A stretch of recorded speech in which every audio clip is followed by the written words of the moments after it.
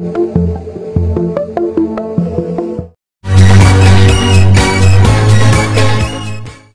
তোমাদের সঙ্গে একটা নতুন রেসিপি নিয়ে চলে এলাম। আজকে কিছু ফুলকপির পরোটা করব।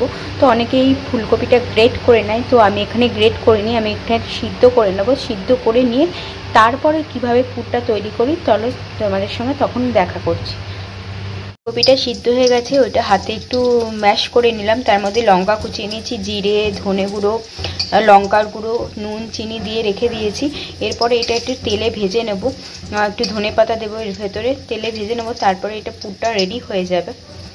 তো চলো পুরটা একবারে রেডি করে নিয়ে আসছি।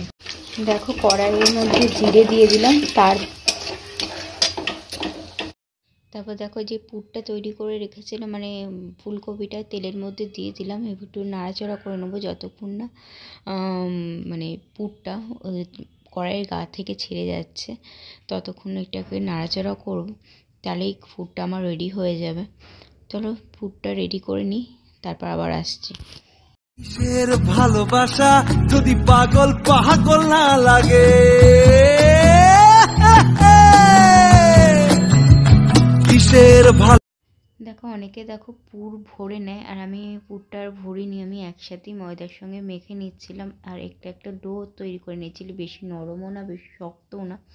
তো ডোটা চলো আর একটু মেখে নিই, তাহলে আমার ডোটা রেডি হয়ে যাবে। তারপরে দেখো আমি এটা ভেজে নেব। তো দেখো ডোটা রেডি করে নেওয়ার পরে আমি প্যানে তেল গরম করে নিয়েছিলাম, তারপরে আমি পরোটাগুলো দিয়ে দিচ্ছিলাম। তো পরোটাগুলো খুব সুন্দর এপার ওপার করে একটু লাল লাল করে ভেজে নিতে হবে, তাহলেই আমার ফুলকপির পরোটা রেডি হয়ে যাবে। তো বলবে তোমাদের রেসিপিটা কেমন লাগলো, আর তোমরাও বাড়িতে ট্রাই করতে পারো, খুব সহজ রেসিপি। তো চলো এখন রাখছি, আবার দেখা হবে অন্য কোনো ব্লগে। ততক্ষণের জন্য টাটা।